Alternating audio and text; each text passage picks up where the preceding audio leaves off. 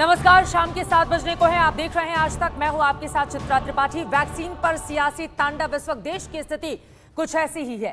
Corona की दवाई पर पीएम ने, देश के स्वास्थ्य मंत्री ने, बड़े बड़े डॉक्टर्स ने सब कुछ समझाया, इतना समझाया, फिर भी कुछ लोगों को समझ नहीं आया। शायद यही वजह है कि जिस कोरोना वैक्सीन के टीकाकरण पर भारत इतरा रहा है, जिस टीकाकरण पर गर्व करना चाहिए, उसी टीकाकरण पर भारत में राजनीति बेहिसाब हो रही है। और इस राजनीति में अफवाह का भी अच्छा खासा रोल है। शायद यही वजह है कि जितना सोचा गया था पहले दिन, उससे आधा ही टीकाकरण हो पाया है। अब इस कोरोना टीके पर मचा हुआ है सियासी तांडव। ये रिपोर्ट देखिए।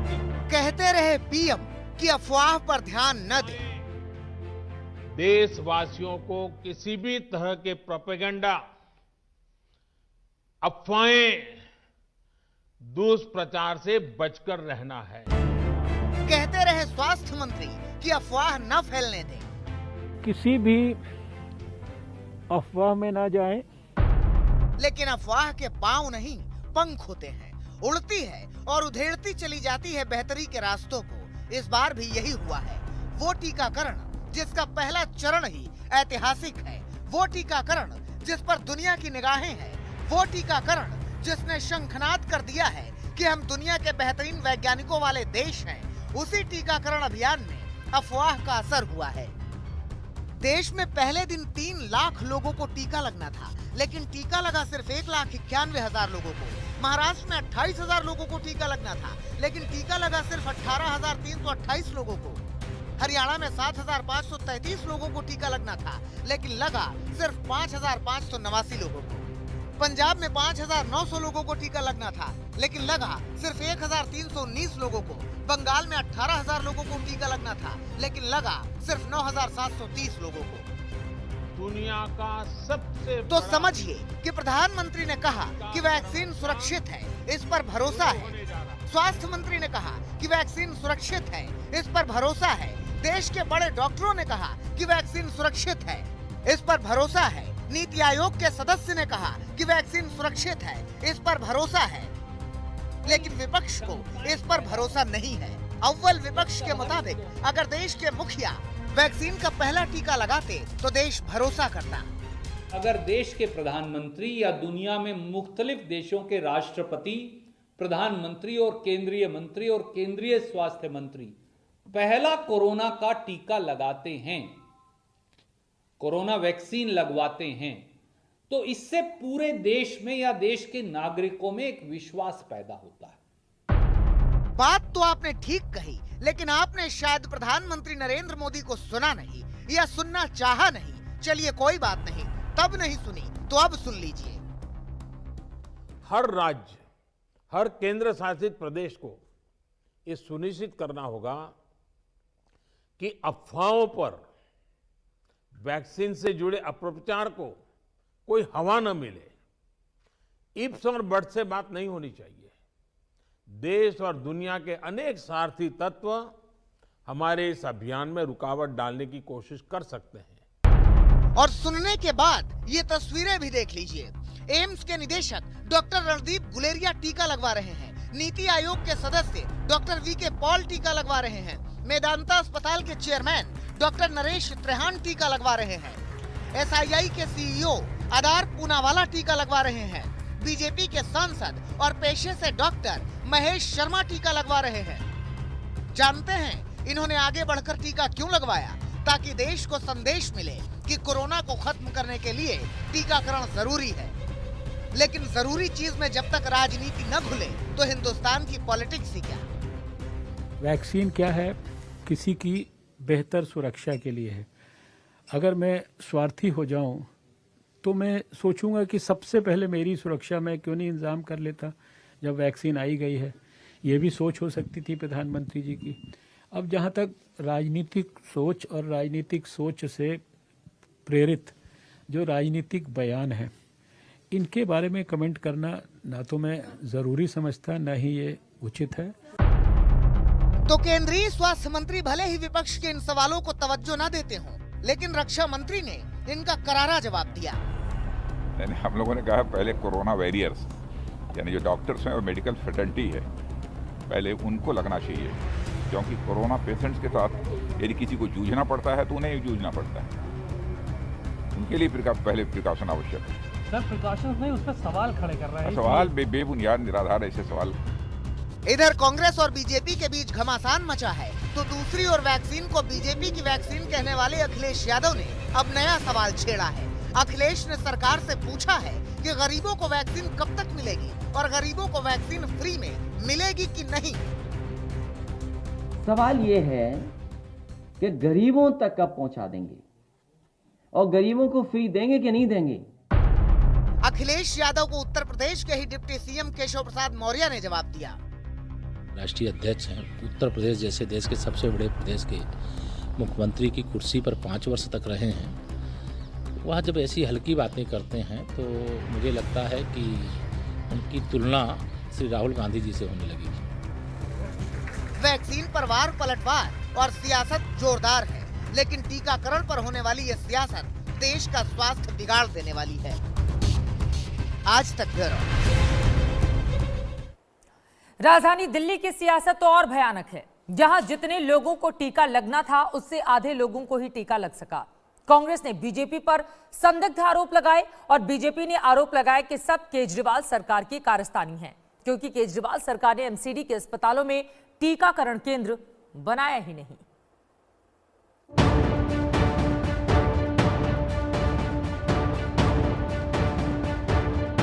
बिल्कुल नॉर्मल, कुछ नया नहीं है, कुछ अनोखा नहीं है, सब जैसा नॉर्मल जैसा घुसी थी वैसे ही बाहर आई। नहीं कोई अभी तो कुछ दिक्कत नहीं है। धोके लगाए, अपनी सेफ्टी इसमें हम सब की है।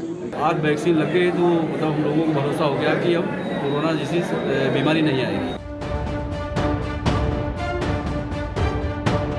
जिन्होंने कोरोना का पहला टीका लगाया उन्होंने बताया कि उन्हें वैक्सीन लगवाने के बाद कोई दिक्कत नहीं हुई, लेकिन दिल्ली में दिक्कत हो गई और थोड़ी मोड़ी नहीं, बहुत ज्यादा दिक्कत हो गई। समझिए इसे। दिल्ली में 8,100 लोगों को टीका लगना था, लेकिन टीका लगा सिर्फ 4,319 लोगों को। दिल्ली में 50% ही टीकाकरण होने से वैक्सीनेशन पर राजनीति गर्मा गई। सबसे पहले कांग्रेस ने ही सवाल किया कि जब केंद्र में बीजेपी है, दिल्ली में तीनों निगमों पर बीजेपी का कब्जा है, तो फिर दिल्ली में वैक्सीनेशन कम क्यों हुआ? दिल्ली के अंदर भारतीय जनता पार्टी की सरकार है और दिल्ली में निगम भी तीनों भारतीय जनता पार्टी के साथ है। और दिल्ली के अंदर अरविंद केजरीवाल जी हैं जो पिछले कई हफ्तों से बड़े बड़े प्रचार वैक्सीनेशन ड्राइव को लेकर कर रहे हैं। जो मेरी जानकारी है कि दिल्ली में 8100 लोगों ने अपने आप को रजिस्टर करा था और मात्र 3700 लोगों ने वैक्सीनेशन लगाई। तो पहला सवाल तो ये उठता है कि दिल्ली के अंदर खुद जहां सारे भारतीय जनता पार्टी के बड़े बड़े नेता बैठे हैं, उनकी सरकार है, 3 मेयर हैं, उसके बाद भी 50% से कम टीका दिल्ली में क्यों लगा? कांग्रेस बीजेपी पर निशाना साध रही है, लेकिन बीजेपी इसके लिए आम आदमी पार्टी की सरकार को जिम्मेदार बता रही है। सरकार के मुख्यमंत्री जो काम नहीं करते उसका प्रचार करते हैं, बड़े बड़े विज्ञापन देते हैं। टीकाकरण का विज्ञापन और प्रचार क्यों नहीं किया भाई? क्या दिक्कत थी? टीकाकरण के क्या दिल्ली के लोगों के लिए आवश्यक नहीं है? टीकाकरण राजनीति करनी, अपनी दलगत राजनीति के लिए लोगों की जान को खतरे में डाल रहे हो, भ्रम पैदा कर रहे हो। इस पे ट्वीट किया उन्होंने टीकाकरण के लिए आइए, फोटो खिंचवाने पहुंच गए अस्पताल में। उन्होंने कहा सब लोगों के आइए टीका लगवाइए। उन्होंने कहा किसी को समय पर पहुंचिए। आपने को मुझे एक विज्ञापन दिखाइए, एक प्रचार दिखाइए। कोरोना काल में 543 करोड़ रुपए का प्रचार पे पैसा मैं खर्च कर दिया, इसमें 500 रुपए खर्च नहीं करे तुमने यार। वैक्सीनेशन कम होने पर छिड़ी इस महाभारत में एक और एंगल आया, समझिए इसे भी। दिल्ली में 81 वैक्सीनेशन साइट बनाई गई, लेकिन इनमें एमसीडी के अस्पतालों को शामिल ही नहीं किया गया। यहाँ ये बताना जरूरी है कि एमसीडी पर बीजेपी का कब्जा है और एमसीडी के अस्पतालों में वैक्सीन का ड्राई रन भी किया गया था। बावजूद इसके जब टीकाकरण की बारी आई तो दिल्ली सरकार ने एमसीडी के अस्पतालों में वैक्सीनेशन की कोई साइट बनाई ही नहीं। अब नॉर्थ एमसीडी के मेयर आरोप लगा रहे हैं कि दिल्ली सरकार ने जानबूझकर एमसीडी के अस्पतालों को नजरअंदाज किया, जिसकी वजह से टीकाकरण कम हुआ। सरकार ने टीकाकरण के अभियान में भी नगर निगम के साथ बहुत बड़ी राजनीति कर दी है। जहां कोविड काल में नगर निगम ने दिल्ली सरकार का सहयोग करके हर काम को आगे बढ़ के किया, चाहे सफाई का काम था, चाहे बायोमेडिकल वेस्ट था, चाहे डीएम के साथ मिलकर के काम करना था, चाहे हमारे जो कोविड केयर सेंटर थे उनकी देखभाल थी, उनको दवाइयाँ पहुँचाने की बात थी। हर काम हमारे अस्पतालों ने, हमारे कर्मचारियों ने, हमारे टीचर्स ने, हमारे डीवीसी कर्मचारी ने बढ़ चढ़ करके किया, लेकिन दिल्ली सरकार ने बहुत ही चालाकी से हमारे जिन केंद्रों पर टीकाकरण होना था उनको उससे बाहर कर दिया। हालात चाहे जो रहे, लेकिन इतना जरूर है कि देश की राजधानी में ही अगर वैक्सीनेशन का आंकड़ा घटेगा और वैक्सीनेशन पर राजनीति बढ़ेगी तो ये कोरोना को जड़ से खत्म करने में बाधक ही बनेगी। इस बाधा के खिलाफ ही शंखनाद करने की आवश्यकता है। राम किंकर सिंह के साथ पंकज जैन, दिल्ली, आज तक। कोरोना वैक्सीनेशन पर दिल्ली की पॉलिटिक्स आपको समझ में आ गई होगी, मगर पश्चिम बंगाल में वैक्सीनेशन पर जो पॉलिटिक्स हो रही है वो अपने आप में गजब है। यहां एक तरफ तो ममता बनर्जी पूरे सूबे को भरोसा दे रही हैं कि वो खुद पूरे राज्य को फ्री वैक्सीन दिलवाएंगी, मगर उन्हीं की पार्टी के 2 विधायकों ने जबरदस्ती टीका लगवा लिया। बीजेपी इसे टीका की लूट बता रही है।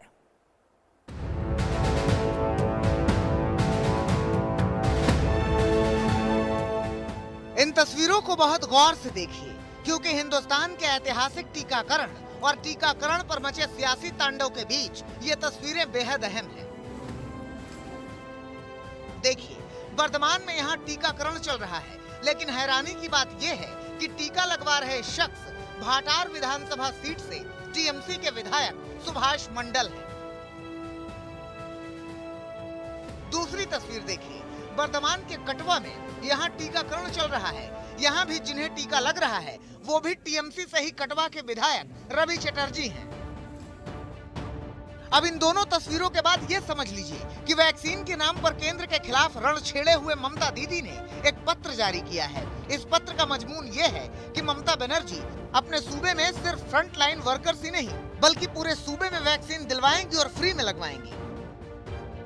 मगर खुद उनके विधायक बेसब्र हो गए। वो खुद ही लाइन तोड़कर पहुंचे। वैक्सीनेशन सिर्फ फ्रंट लाइन वर्कर्स और हेल्थ कर्मचारियों के लिए था। बावजूद इसके बीजेपी के विधायकों ने टीका लगवा लिया। अब इस जबरन टीकाकरण पर बीजेपी बिफर गई। कैलाश विजयवर्गीय ने तो इसे टीका लूट कह दिया। कोरोना वैक्सीन की हुई लूट। देश के प्रधानमंत्री मोदी जी ने कोरोना वॉरियर्स, स्वास्थ्य कर्मियों और फ्रंट लाइन वर्कर्स के लिए फ्री में कोरोना वैक्सीन भेजी, लेकिन पश्चिम बंगाल में टीएमसी विधायक और गुंडों ने जबरदस्ती वैक्सीन लगवा ली। और ममता जी का बयान ये है कि मोदी जी ने वैक्सीन कम भेजी। शर्म करो ममता जी। ना नेतारा यदि सब वैक्सीन निये नेन तो যারা পাওয়ার তারা তো পাবে না, কম তো পড়বেই। কেন্দ্রের টাকা এলে আগে ভাগাভাগি হয়ে যাবে, তো ডেভেলপমেন্ট কি করে হবে? ভ্যাকসিন এলো সেটাও ভাগাভাগি হয়ে গেল, রেশন আসবে সেটাও ভাগাভাগি হয়ে যাবে, তো সাধারণ মানুষের জন্য যে ভ্যাকসিন এসছে তার কম পড়বে, রেশন কম পড়বে, টাকা কম পড়বে। बीजेपी ने हंगामा किया तो टीएमसी को कुछ सूझा ही नहीं कि अब आरोपों को सहे कैसे, कुछ कहें कैसे। না আমি কাগজে দেখলাম, আমি কি করে জানবো? স্যার আপনারা ভ্যাকসিন নিতে চাচ্ছে না, ওনারা নিয়েছেন, এটা তো একটা খবর। मौका कांग्रेस के पास भी था दीदी को घेरने का, लिहाजा उसने भी कसर नहीं छोड़ी।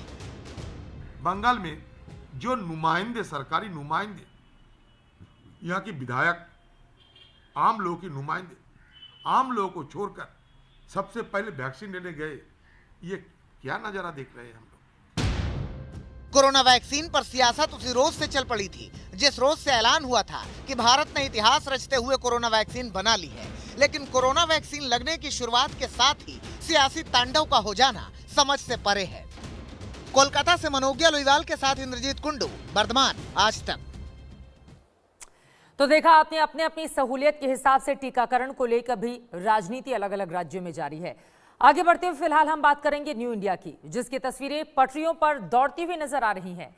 आज पीएम मोदी ने स्टैच्यू ऑफ यूनिटी को पूरे देश से कनेक्ट करने के लिए 8 नई ट्रेनों को हरी झंडी दिखाई, जो आधुनिक तकनीकी से लैस हैं। मेरा जी मोदी जी ना राज मारे, मेरा जी मोदी जी ना राज मारे, सौ सहमत तमारी वात मारे, पछी वट पड़े छे गुजरात मारे। ये पटरियों पर दौड़ता न्यू इंडिया है। भारतीय संस्कृति, कला और टेक्नोलॉजी का संगम जो विस्टाडोम में सिमटा हुआ है। इस ट्रेन की मंजिल भारतीय एकता और अखंडता के प्रतीक स्टैच्यू ऑफ यूनिटी तक है। प्रधानमंत्री नरेंद्र मोदी ने स्टैचू ऑफ यूनिटी के लिए 8 ट्रेनों को हरी झंडी दिखाई और अहमदाबाद से केवड़िया के लिए ये ट्रेन दौड़ने लगी। अहमदाबाद रेलवे स्टेशन पर प्रधानमंत्री के जरिए वीडियो कॉन्फ्रेंसिंग के जरिए जब हरी झंडी दिखाई गई तो देखे ट्रेन यहाँ पे प्रधानमंत्री हरी झंडी दिखा रहे हैं और हम इस ट्रेन में सफर कर रहे हैं। गुजरात के डिप्टी सीएम नितिन पटेल भी यहाँ पे मौजूद थे रेलवे स्टेशन पर और ट्रेन की शुरुआत जो है वो अब हो चुकी है। यहाँ पे सारी तस्वीरें भी लोग ले रहे हैं, आप देख सकते हैं। जो यहाँ पे ट्रैवल कर रहे हैं वो अपने मोबाइल में हर एक तस्वीर को कैद कर रहे हैं। प्रधानमंत्री नरेंद्र मोदी ने केवड़िया को वाराणसी, दादर, अहमदाबाद, हजरत निजामुद्दीन, रीवा, चेन्नई और प्रतापनगर से जोड़ दिया। अब सैलानी सीधे स्टैचू ऑफ यूनिटी के दीदार के लिए जा सकेंगे। आप ट्रेन में सफर कर रही है, क्या कहेंगी? मैं यही बोलूंगी, न भूतो न भविष्यति। आज के पहले कभी न सोचा था न देखा था और आज के बाद शायद कभी होगा नहीं। इम्पॉसिबल को पॉसिबल करना वो मोदी सरकार का दाएं हाथ का काम है। इस अद्भुत ऐतिहासिक पल का गवाह बनने के लिए सैकड़ों लोग सफर के लिए पहुंचे, जिसमें सेलिब्रिटी से लेकर आम जन थे। गुजराती लोक गायिका गीता रबारी ने अपने गानों से सफर को और सुहाना बना दिया। ट्रेन गाड़ी आवी એ તો કેવડિયા જવાની ગુજરાતી લોકો આ સફરની મજા છે। ટ્રેન ગાડી આવી આ તો કેવડિયા જવાની ગુજરાતી લોકો હવે સફરની મજા છે।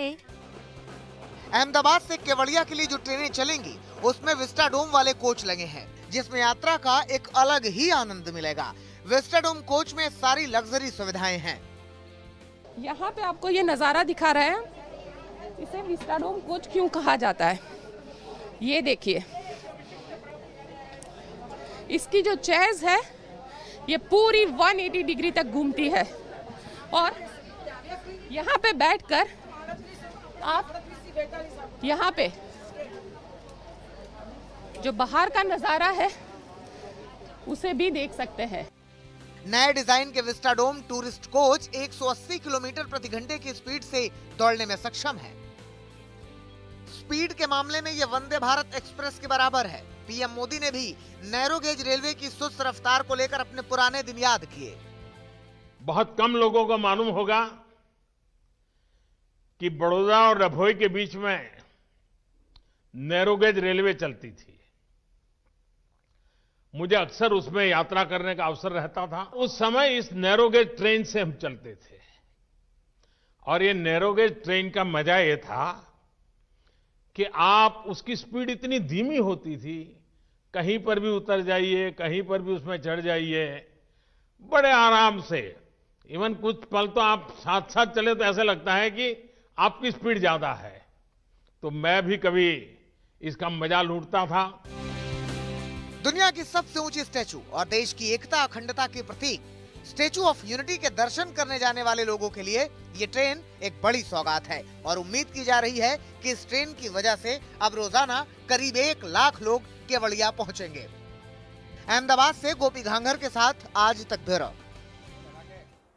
तो ये अद्भुत सौगात देश के लोगों को। आगे बढ़ते हुए बात अब ठंड की करेंगे, जिसने उत्तर भारत को हिलाकर रखा हुआ है। लद्दाख में पारा -30 तक पहुंच रहा है। ऐसे में एलएसी पर चीनी सैनिक पीछे हट गए हैं। वहीं भारतीय जवान हमारे डटे हुए हैं। तनाव के बाद आज तक पहला चैनल है जो एलएसी पर पहुंचा। ठंड में कैसे हैं वहां के हालात, उस पर हमारी ये रिपोर्ट देखिए।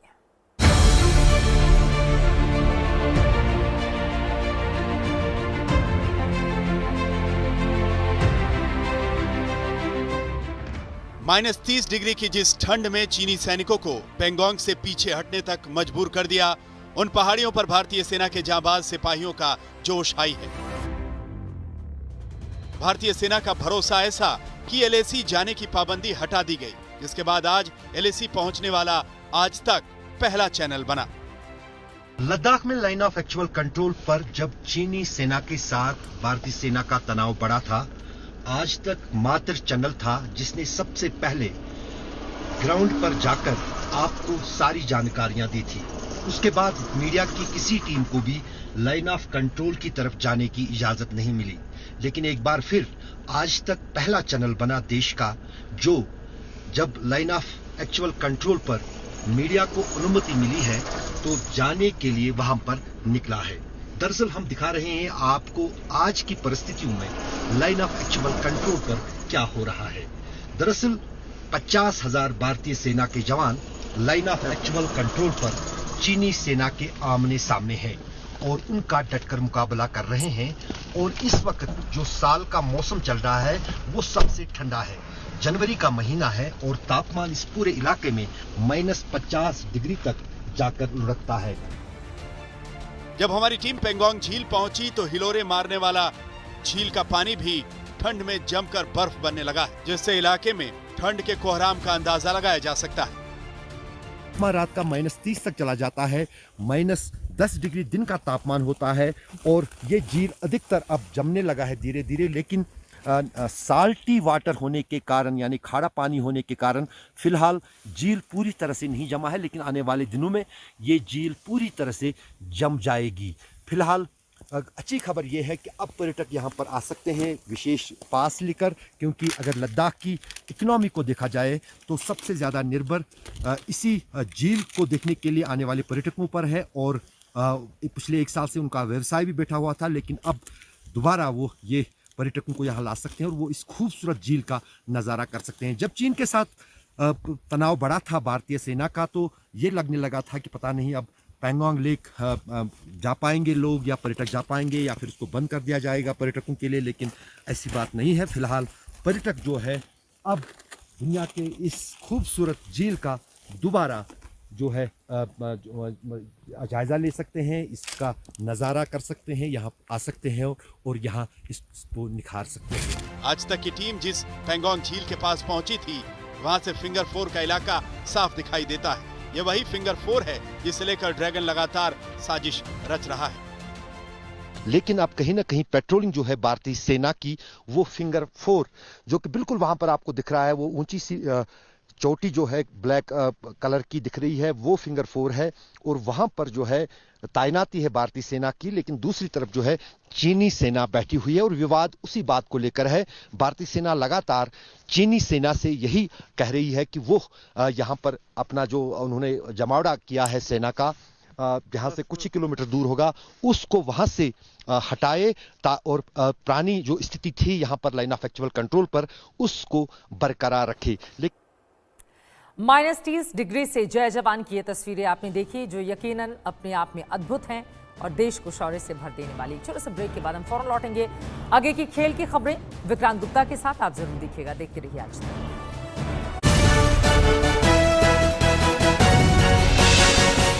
नमस्कार, मैं हूं अंजना ओम कश्यप। हमें उम्मीद है ये वीडियो आपको पसंद आया होगा।